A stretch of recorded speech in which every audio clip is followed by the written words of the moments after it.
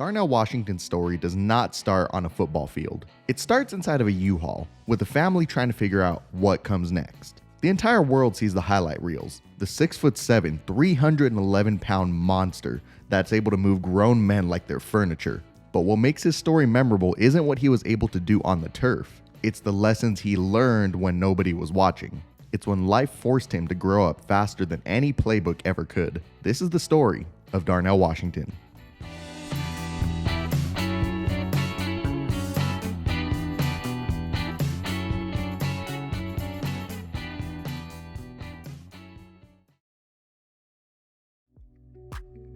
Darnell Ernest Washington was born on August 17, 2001 in Las Vegas, Nevada. He entered this world as one of 8 children in a family where stability was hard to come by. Life was chaotic from the very beginning. Nothing came easy. His father left when Darnell was just 6 years old, and that absence left a permanent hole. No guidance, no consistent protector. Just a young kid trying to understand why the man who was always supposed to be there wasn't. It's around that same time Darnell fell in love with football. The game became more than just a sport for him. It became an outlet for his frustrations. It gave him structure when he had none, something steady when nothing else in his life was. You see, before Darnell had football, life was in constant turnover. At just the young age of 3 years old, Darnell entered the foster care system, and he spent years bouncing from home to home to home, never knowing where he'd wake up next. This lasted till about the 3rd grade when Darnell finally started to live with his mother again, but that stability never followed. He once told the story about falling asleep in his mom's car one time and waking up around a bunch of kids he didn't recognize. He was confused, disoriented. He wasn't sure how he got there. He had sisters, but after he was separated from them, he says to this day he doesn't really know what happened to them. The only constant thing left in his life were his 3 older brothers, and the one he was closest to is his brother Ezekiel. Ezekiel became the closest thing to a role model Darnell had. He was someone that Darnell respected and someone that Darnell wanted to emulate. Through all this turbulence and turnover in Darnell's life, one thing stayed the same. He knew he wanted to play in the NFL. This is interesting because Darnell didn't even watch that much football growing up. They didn't even have a TV to do so. All he knew is that he had a goal and he was going to follow whatever path it takes to get there. He wanted to be like Calvin Johnson. Big, dominant, impossible to ignore, undeniable. But while that dream was growing, reality delayed it. Originally, his mother wouldn't allow him to play football. She wanted to protect her youngest baby, and honestly, can you blame her? Football is dangerous, even for kids who are built like linebackers before the age of 8. So instead, Darnell played soccer for 2 years. He was able to learn about movement, balance, coordination, and eventually around the age of 10, his mom finally let Darnell step onto a football field. And instantly, his size changed everything. His coaches wanted to maximize that size. They put him at running back, they put him at left tackle, they put him at wide receiver, they put him at defensive line. Punt returner, kicker, quarterback, wide receiver, offensive lineman, defensive lineman, fullback, running back, linebacker, corner, free safety, strong safety, head coach, assistant coach, and a plethora and a barrage of other things as well. And wherever they put him, he dominated.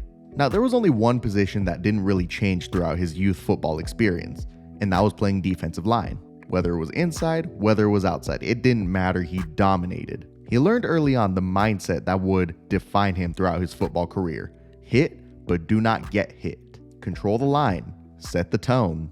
Because of his massive frame, he was often forced into the trenches. He was forced into doing the dirty work. He was forced into the physical roles that nobody wanted. And while he was still learning the game, life never slowed down. When living with his mother, they were moving every 4 to 5 months. New places, new environment, no sense of permanence. But through all the chaos, the father who left, the foster homes, the constant movement, football became the one thing that was a constant in his life. The one place where Darnell could control the outcome. The one thing that felt like his.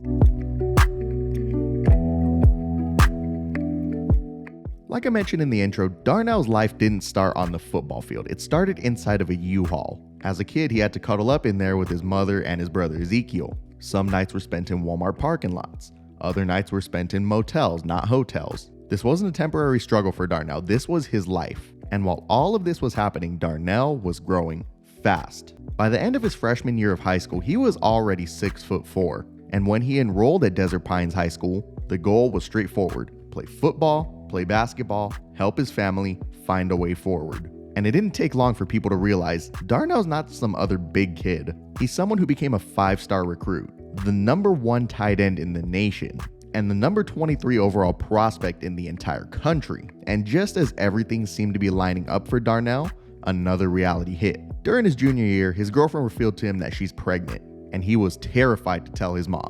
Who wouldn't be? When he finally did build up the courage to tell his mom, he expected her to explode, but she didn't. She instead prepared him. She explained to him the responsibility, the sacrifice, and the shift that was about to take place in his life. She told him, "Hey man, your life is about this baby now." And what's remarkable is how Darnell received the information. Not with fear, but with excitement. He leaned into the experience of being a father instead of backing away. He couldn't do to his baby what his father did to him. Darnell continued to dominate on the field, and he even added a job at Kohl's so that he could support the household. Football was no longer a dream for him. Now it was paired with responsibility. Like most high school players, he was tasked with fundraising, selling coupon cards and collecting money for it. One day, his assistant football coach, David Hill, received a text from Darnell. "Ayo, coach, I got the fundraiser money." He was still living in that motel, he was still broke, and he was still just trying to help his family survive. That $150 he had could have helped pay for food. It could have helped pay for the room. Nobody would have blamed Darnell if he had just kept the money.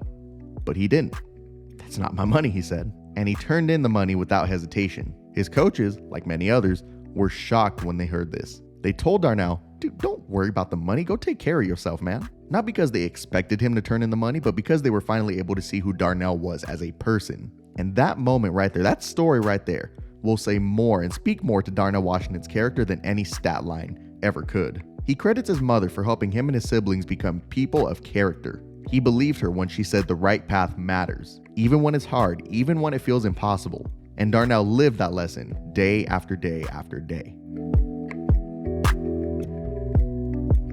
Darnell committed to play for the Georgia Bulldogs at the Under Armour All-America game. He came in at 6'7", 261 pounds, and ranked the best prospect in the state of Nevada. His size was freakish, and his potential was obvious. But once he got to Georgia, reality finally hit. For most of his life, his physical gifts did the heavy lifting. Now that he's in college, that wasn't enough. He was surrounded by other elite athletes, players who may not have been as big as him, but they were more polished. And people close to the Bulldogs program knew it's going to take a couple years for Darnell to settle in. In his true freshman season, he appeared in 5 games, catching 7 passes for 166 yards. In 2021, he played in 8 games, catching 10 balls for 154 yards and a touchdown. He was still a contributor to that 2021 national championship team, even if his stat line didn't pop.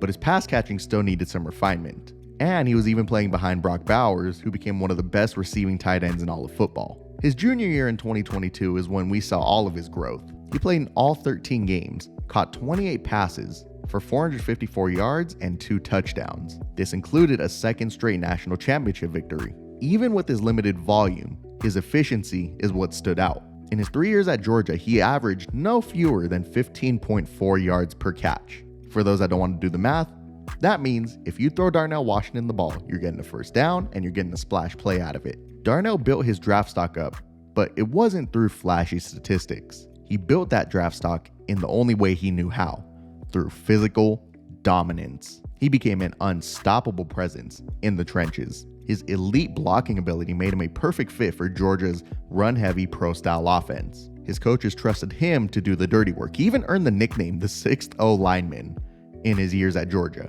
And here's the part that really matters, the part that demonstrated further who he is as a man. He didn't complain about the touches, he didn't chase the statistics, he embraced the role that nobody glamorizes. He became the player the coaches loved, willing, physical, and disciplined. As his willingness to block earned the trust of the coaches, his role in the passing game started to expand. Every additional target was a sign of that trust from the coaches. It was around this time that Darnell's second daughter was born. And unlike his first experience with childhood, this moment came with opportunity. With the NFL on the horizon, the weight of having a baby felt different. Still heavy, but now filled with purpose rather than fear. College isn't where Darnell Washington became a star. It's where he became a man. It's where he became a professional. Darnell Washington's draft stock took off in the months leading up to the 2023 NFL Draft, with millions of fans wondering which team was going to select the 6'7" specimen of a human being. Originally, he was expected to go no later than the first round. However, once night one of the draft wrapped up and Darnell was still sitting on his couch without a phone call, everybody started asking questions. By day 2 of the draft, reports started to surface expressing concern with Darnell Washington's health regarding his knee and regarding his foot, 2 parts of his body that he injured during his time at Georgia. Round 2 passes, still no phone call. Darnell is still waiting. Now people are starting to wonder, is Darnell going to be a massive draft slide? Is he going to fall to day 3? But no, Darnell didn't have to wait that long.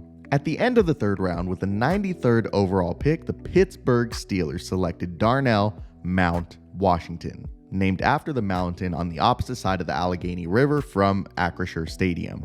Very similar to his time at Georgia, Darnell played a very minor role in his first 2 years with the team. But just when he thought this beast couldn't grow anymore, his role with the offense continued to grow. The year is 2025 right now. We're currently in the middle of Darnell Washington's breakout year as a receiver and a blocker. Darnell Washington continues to strike fear into the hearts of defenders, and with 1 year left on Darnell Washington's rookie contract, we're about to see him get paid very finely.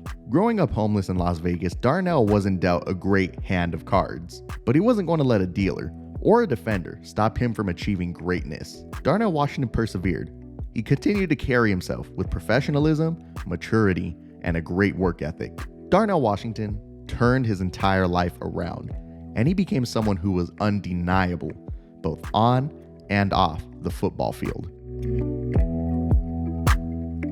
Hey, thanks for watching the story of Darnell Washington. If you liked this video, go down to the comment section, hit the like button, and let me know your thoughts on Darnell Washington, why you like him, do you think the Steelers should extend him? I'd love to hear what you have to say.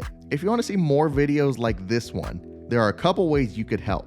Number 1, share this video with your friends. Copy the link under this video and send it to your friend who's probably a Steelers fan. Tell him, hey, check out this story of Darnell Washington video. I think you'll like it. That's one way to help. Number 2, and this way helps me the most financially, you can go to patreon.com/Devin Engel. You could join there for $1 a month, or you could hit the join button under this video. That also costs $1 a month. You do that, let me know you became a channel member. I will thank you personally. And that is the best way to get more of these videos from me. I'm trying to turn this into my full-time job. I think this would be an awesome career to have. If you want to support me in those goals, you know what to do. Guys, I love you. I appreciate you. Hope you have a good one. Here we go.